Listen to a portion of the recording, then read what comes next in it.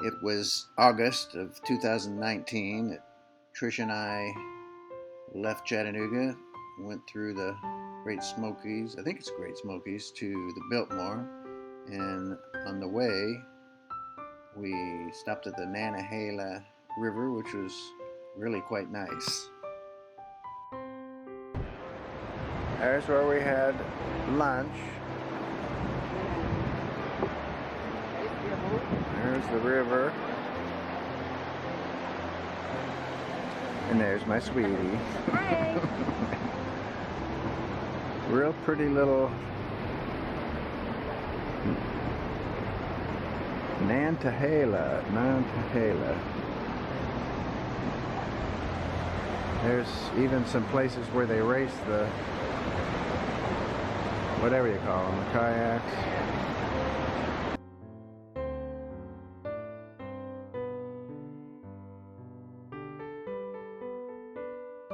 This is, oh my gosh, this is the Biltmore.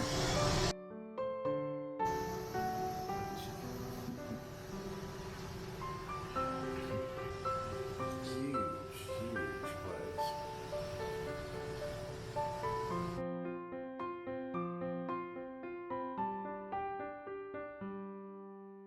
The Winter Garden, just after you enter.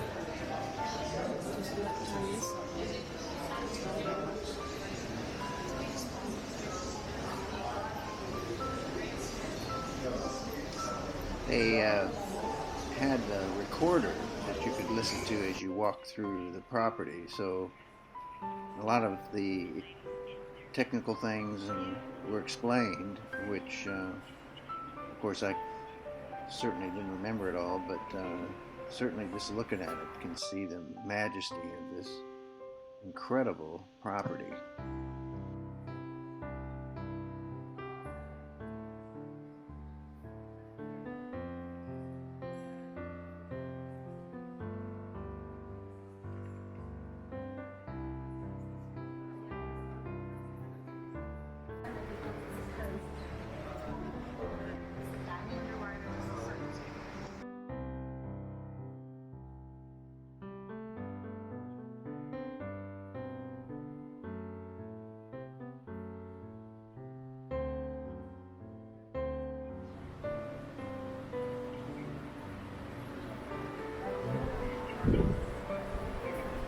That's pretty amazing. A carpeted or whatever, draped roof.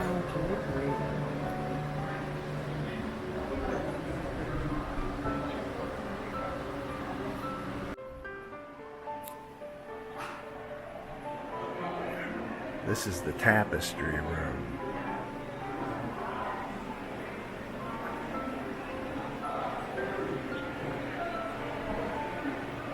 And up ahead is the library.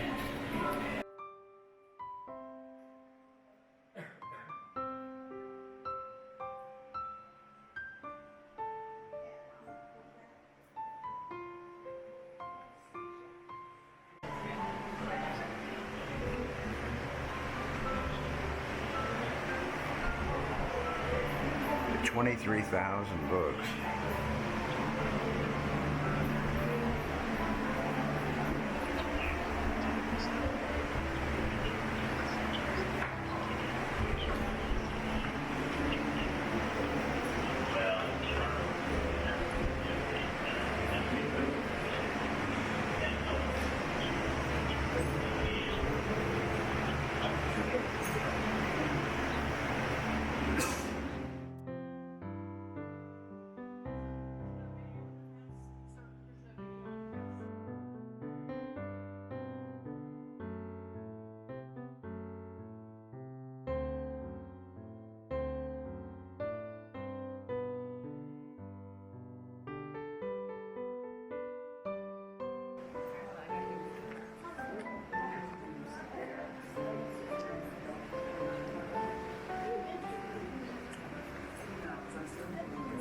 We were told that these tapestries typically took 5 years to lay them all out and decide how they were going to be constructed, and another 5 years to actually complete them. And this one here in the middle was a lot of biblical stories. I couldn't get close enough to really be able to see it in detail, but it's all New Testament, New Testament issues and the life of Christ.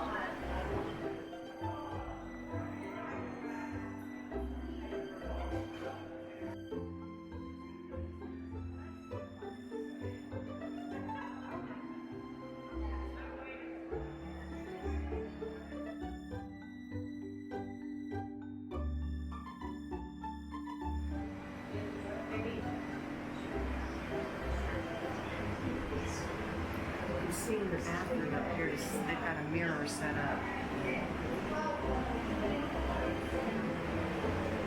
Trying to figure out what that is. Is that a GoPro camera? Yes, it is. Oh, that was his bedroom. Yeah. His. Right. I said, oh, so I can't read. You ceiling. Now, this is between their bedrooms. I think this was the sitting room. I said, maybe shirt.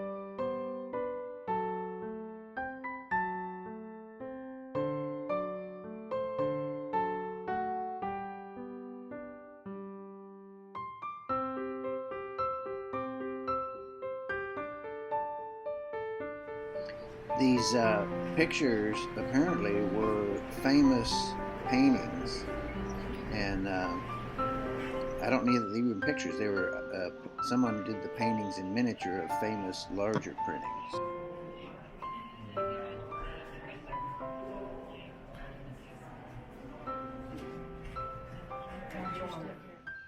In the underground, it showed the complexity of the foundation and how incredibly sturdy this whole property was built. It goes on and on quite a way.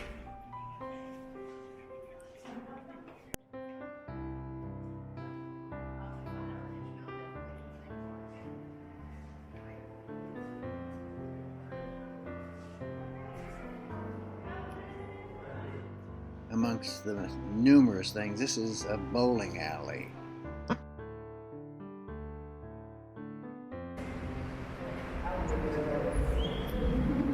Indoor pool.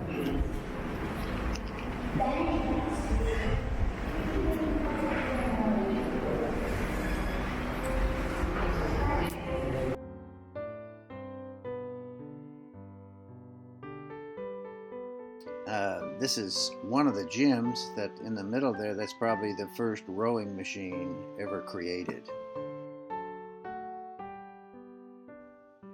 The refrigeration and kitchens and laundry rooms and the machines and things that were run on belt systems, all the stuff that was created for this Biltmore house were really so far advanced, and just amazing to see the technology that was used back in those days.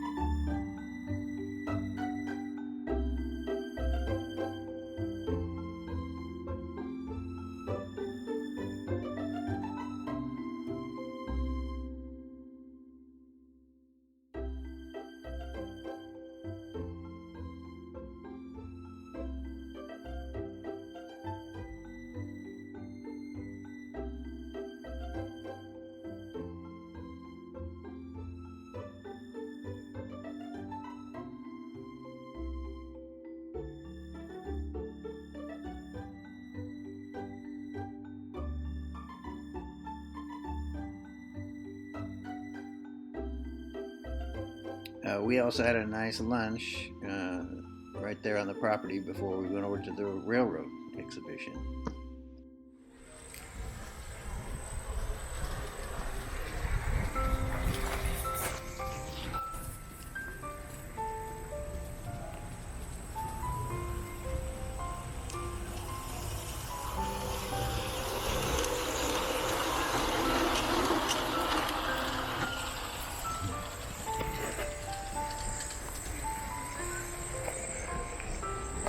See all of this.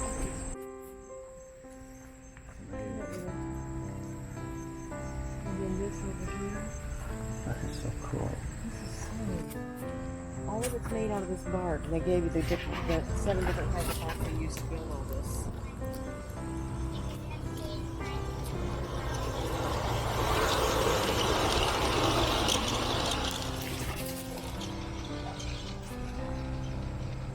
That'll really look cool, dude.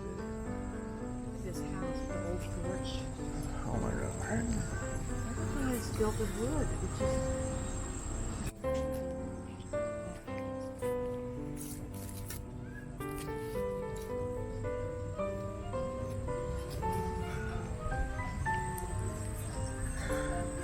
That's so cool.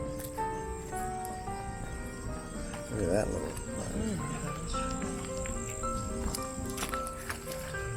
This is Biltmore passenger station.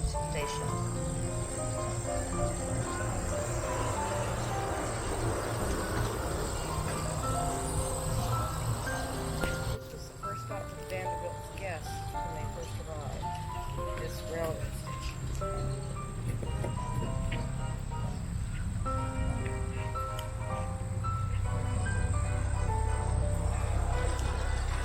And now over here we missed some things too.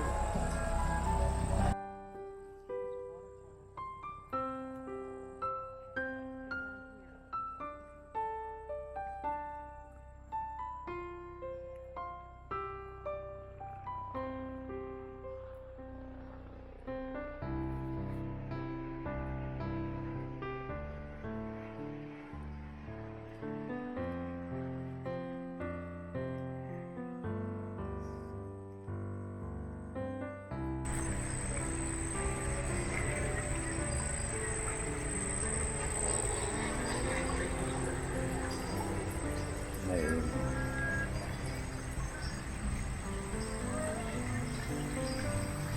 This is the ship his father, Vanderbilt's grandfather and founder, commissioned steamship.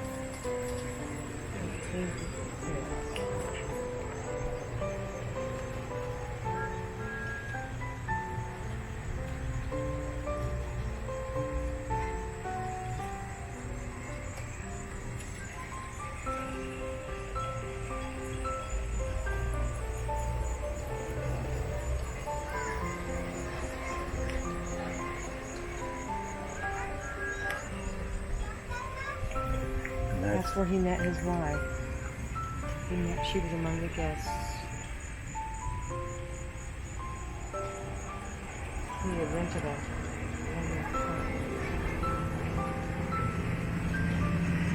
That bridge is just look, it's all carved.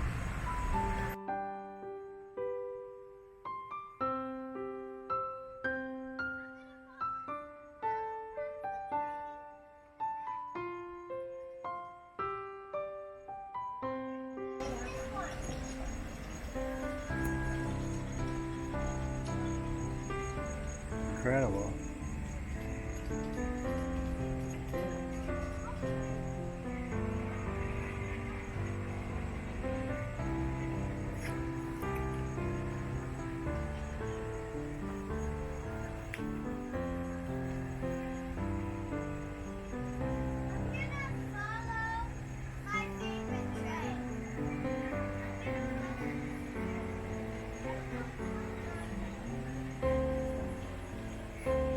Religious ceremony. Understated religious ceremony is held the following day, attended by only family and close friends.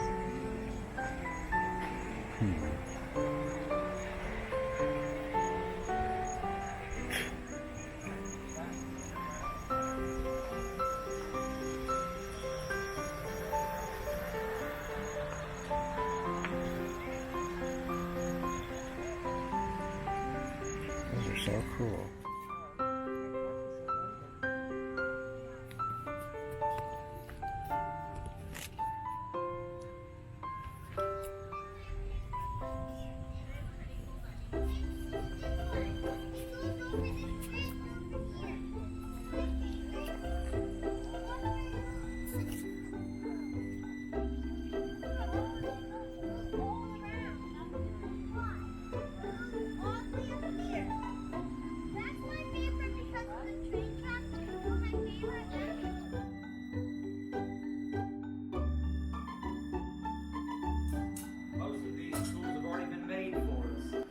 These tongs, some of these were made back over 100 years ago right here. So this is a real simple little drawer pull, I guess I'll call it, guys. I'm making a couple different styles. Let me show you. Here's a couple finished up. So these have all been wire brushed and sprayed with some clear enamel. So we got the simple twist. Thank you, Sid. This one here, and then a little spade end. Oh, that's beautiful. So I'm trying to show Biltmore a few ideas of things I could make for when we have projects that come on. Skilled day laborers performed many tasks that were done by hand. One of the main things that the unskilled laborers would have done was, of course, transport items and materials to the skilled workers. But they were used a great deal on the estate for the landscaping, for the building of the roads, because you couldn't really build and landscape unless you had the proper roads. And so that's one of the very first things Olmsted did was lay out the roads. And they hired crews of men to literally go through with teams and mules, of course, but also with shovel and pick to dig out and build roads.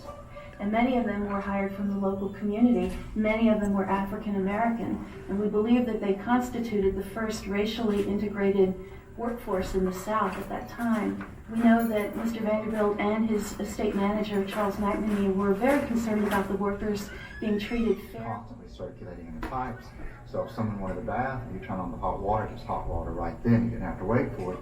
Or from the servant's point of view, you didn't have to haul water from a long, long ways away to fill up the bathtub. So both the guest and the homeowner and the servants, I think, benefited from that particular technological advancement, as I think the elevators benefit both. Another technological advantage is the call box, or the annunciator system. There's buttons throughout the house, and when you push that button, depending on whether you're calling for the stables, or you're calling for the maid, or the butler's pantry, bell will ring, and in those boxes there's a little arrow, and that little arrow will pop up when the bell rings to point to the name of the room where the button was pushed in. So it saves the servants time trying to... Established by Mrs. Vanderbilt in 1901. That was something I could do, something that I was interested in, and I worked very hard in this course and got my diploma. And then I was able to get with the very rich class of people. This was one of the big events in my life, was meeting the Vanderbilts, because they had done so much to help people. When the Vanderbilts were in residence and entertaining house guests, the staff worked long hours to see that everyone was well cared for. Mr. Vanderbilt envisioned a home as a retreat where his friends and family could come and stay for extended visits. And a dedicated domestic staff to run it. So did the land require the attention of many skilled men in the sciences of agriculture and forestry.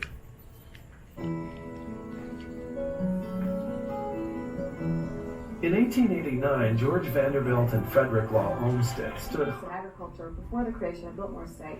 He was much more interested in art and architecture, literature, music. The spark was actually created by Frederick Law Olmsted, who envisioned farming on a grand scale. In George Vanderbilt, he found a very ambitious and intelligent client who was eager to undertake the challenge. As in everything that George Vanderbilt did at Biltmore, he used the latest scientific methods in his approach for the agricultural operations on the estate. He, for instance, brought in the finest experts that he could find in the various fields, like animal husbandry and crop production. One cow broke a world's record for the production of the most milk and the highest butter yield in a 120-day period. She gave nearly 6,000 pounds, or over 50 pounds a day. At its height, Biltmore Estate extended to 125,000 acres of mostly forested land. 1,200 acres were reserved for farming.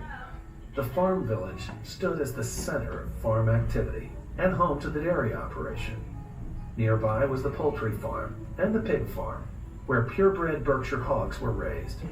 There was also a truck farm or market garden for vegetables and a nursery.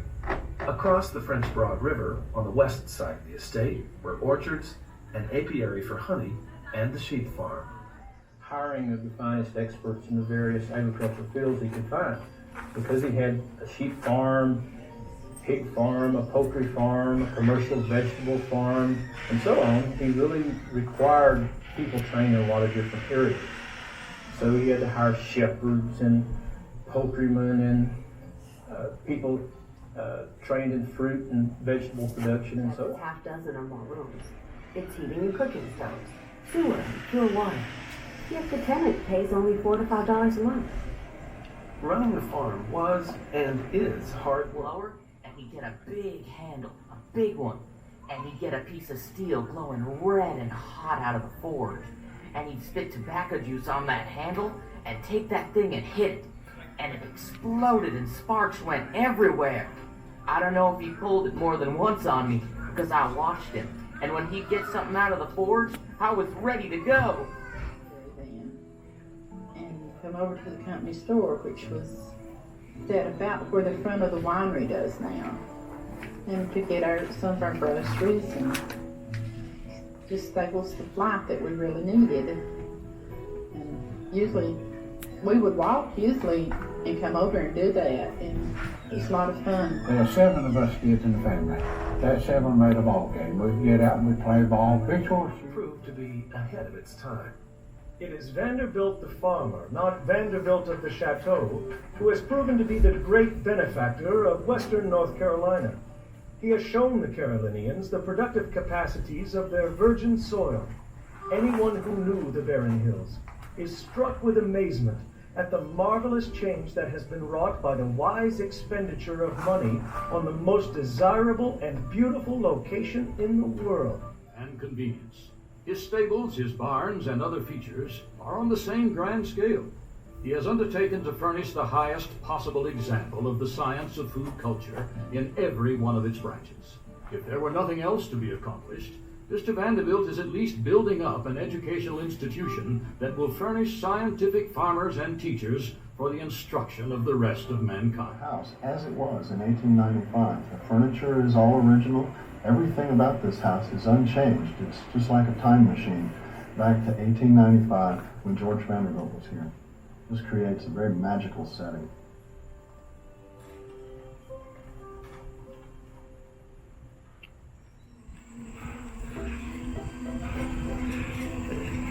This is my little baby riding a bicycle.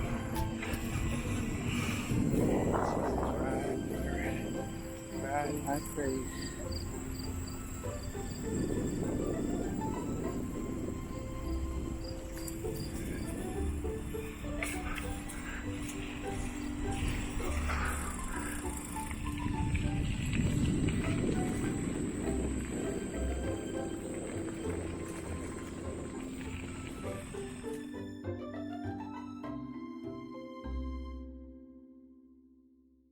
Is a truck on its side?